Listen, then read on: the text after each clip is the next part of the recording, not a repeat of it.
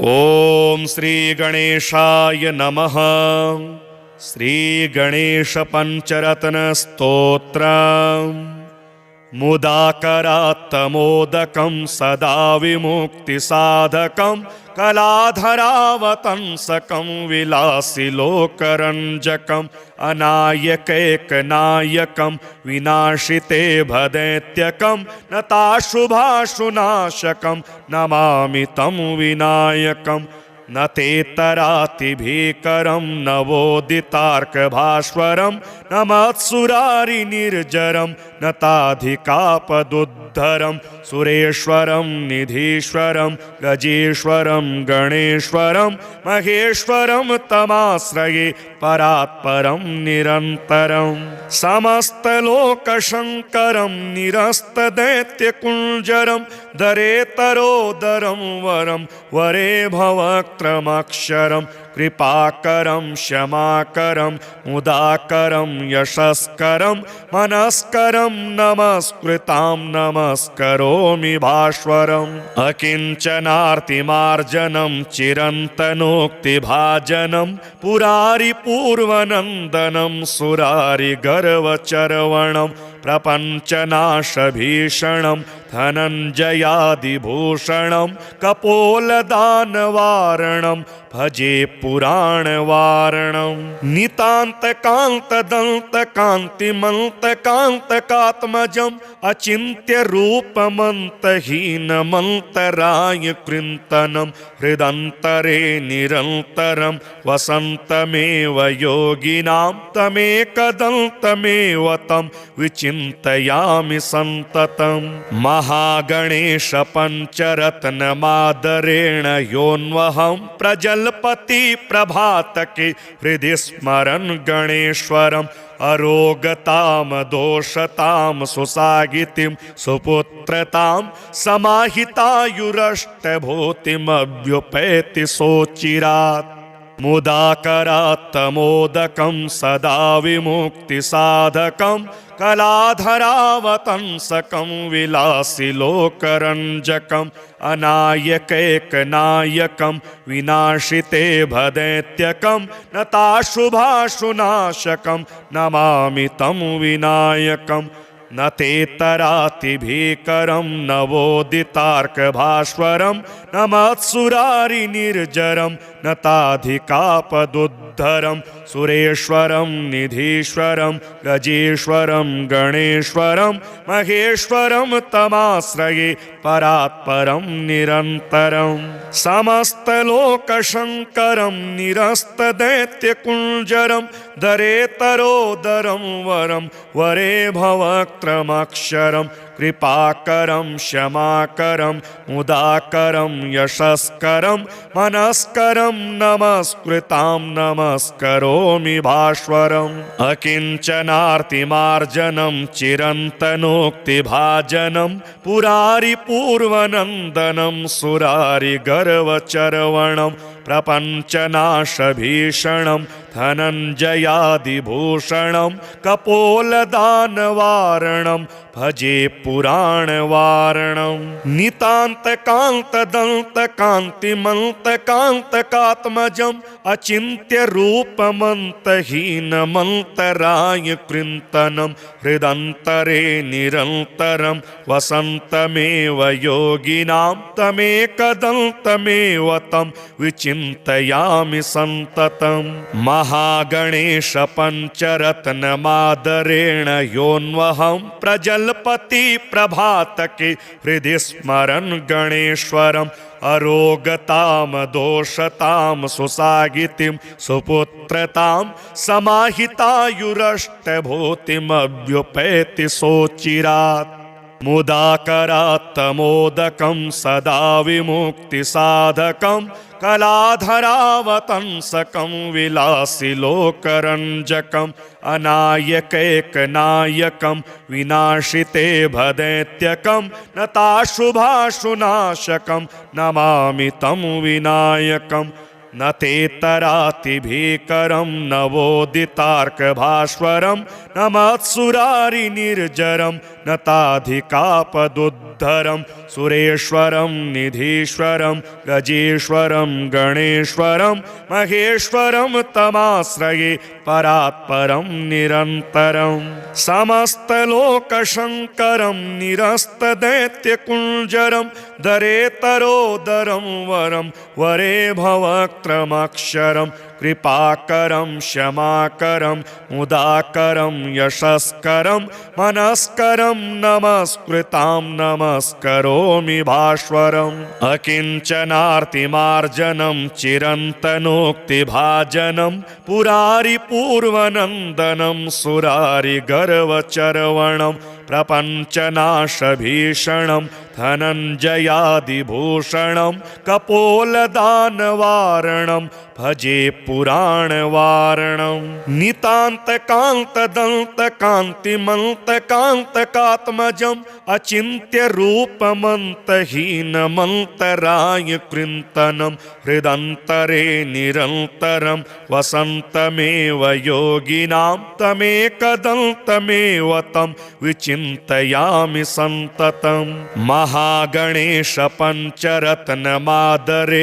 योऽन्वहं प्रजल्पति प्रभातके हृदि स्मरन् गणेश्वरम् अरोगतां दोषतां सुसागितिं सुपुत्रतां समाहितायुरष्टभूतिमभ्युपैति सोचिरात्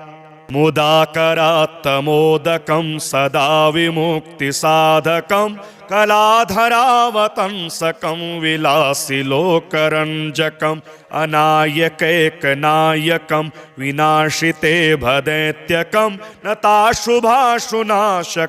नमामि तं विनायकम् न तेतरातिभीकरं नवोदितार्कभास्वरं न मत्सुरारिनिर्जरं न ताधिकापदुद्धरं सुरेश्वरं निधीश्वरं गजेश्वरं गणेश्वरं महेश्वरं तमाश्रये परात्परं निरन्तरं समस्तलोकशङ्करं निरस्तदैत्यकुञ्जरं दरेतरोदरं वरं वरे भवक्त्रमक्षरं कृपाकरं क्षमाकरं मुदाकरं यशस्करं मनस्करं नमस्कृतां नमस्करोमि भास्वरम् अकिञ्चनार्तिमार्जनं चिरन्तनोक्तिभाजनं पुरारिपूर्वनन्दनं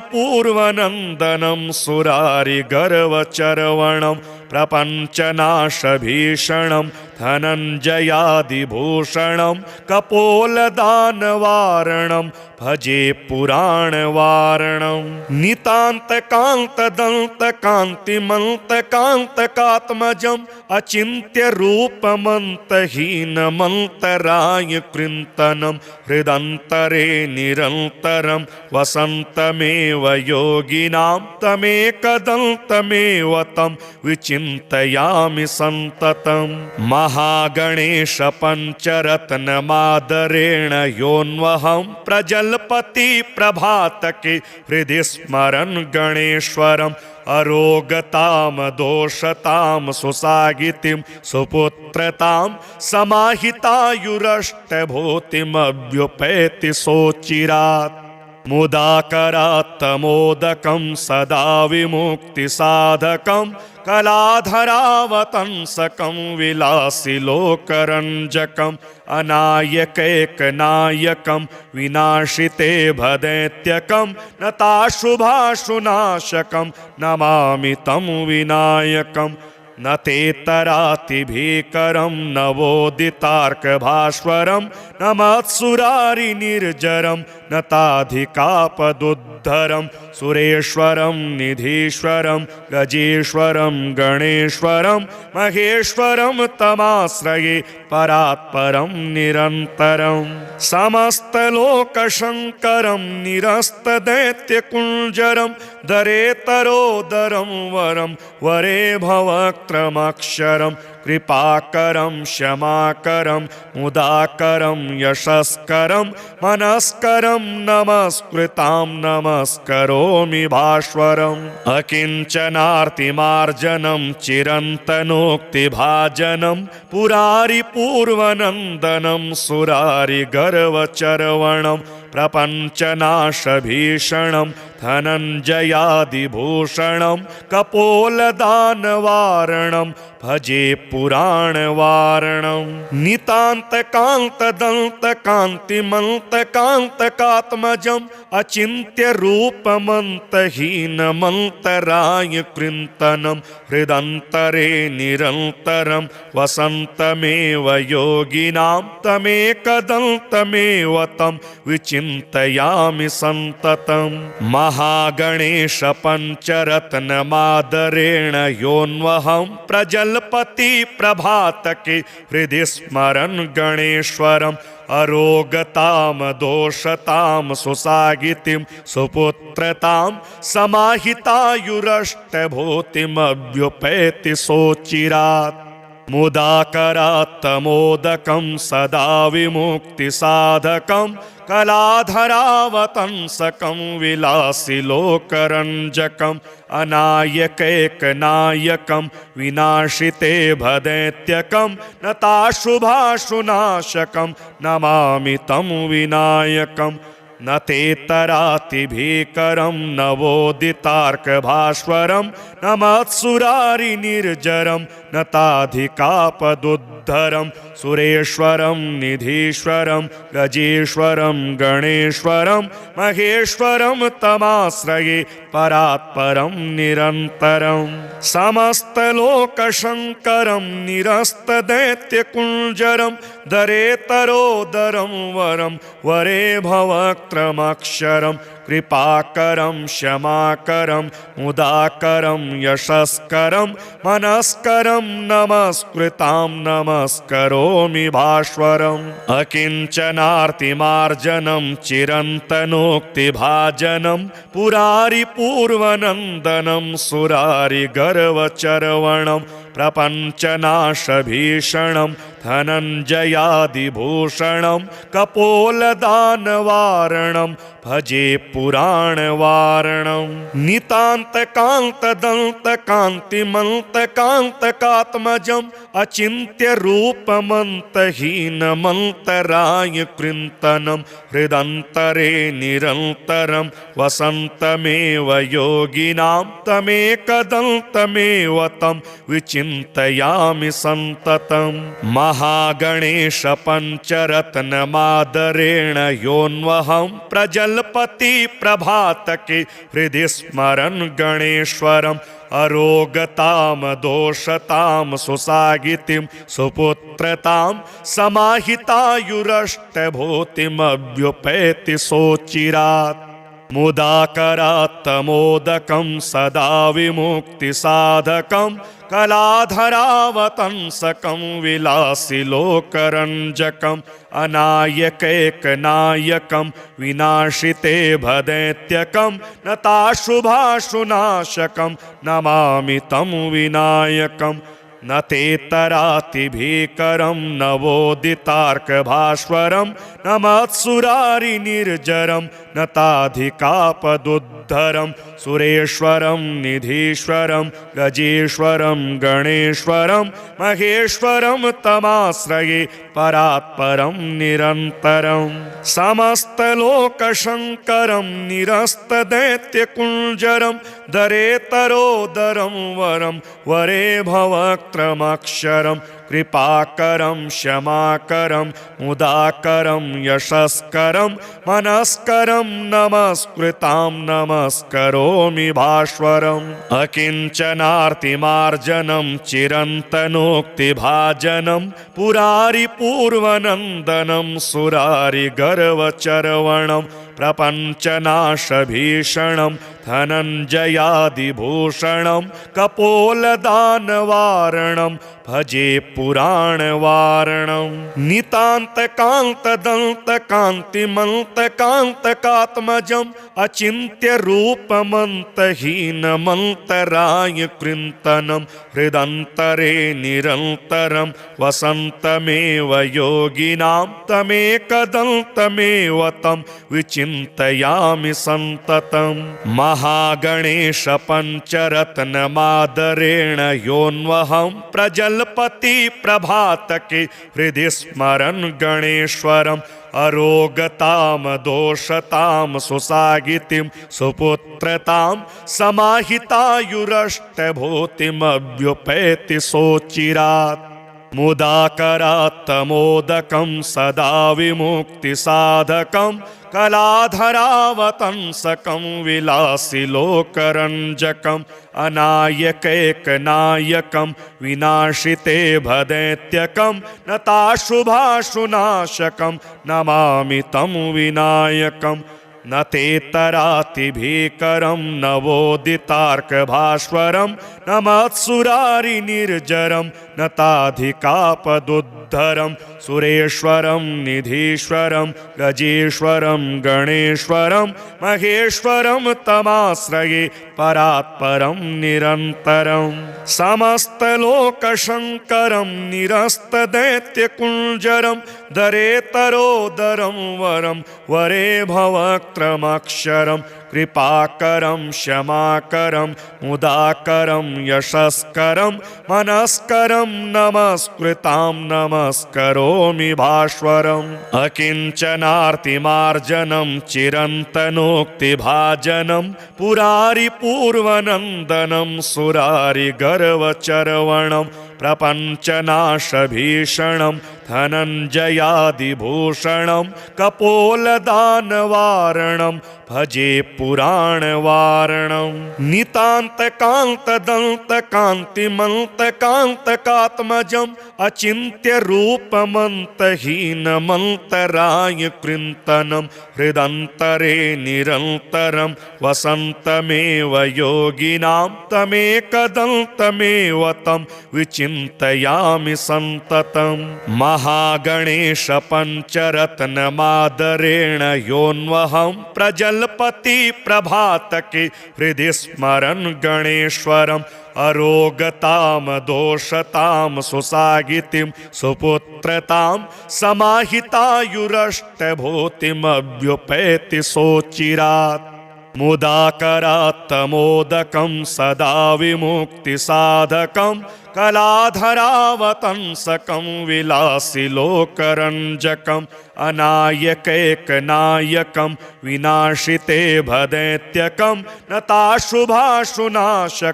नमामि तं विनायकम् न तेतरातिभीकरं नवोदितार्कभास्वरं न मत्सुरारिनिर्जरं न ताधिकापदुद्धरं सुरेश्वरं निधीश्वरं गजेश्वरं गणेश्वरं महेश्वरं तमाश्रये परात्परं निरन्तरं समस्तलोकशङ्करं निरस्तदैत्यकुञ्जरं दरेतरोदरं वरं वरे भवक्त्रमक्षरं कृपाकरं क्षमाकरं मुदाकरं यशस्करं मनस्करं नमस्कृतां नमस्करोमि भास्वरम् अकिञ्चनार्तिमार्जनं चिरन्तनोक्तिभाजनं पुरारिपूर्वनन्दनं सुरारिगर्वचर्वणं प्रपञ्चनाशभीषणं धनञ्जयादिभूषणं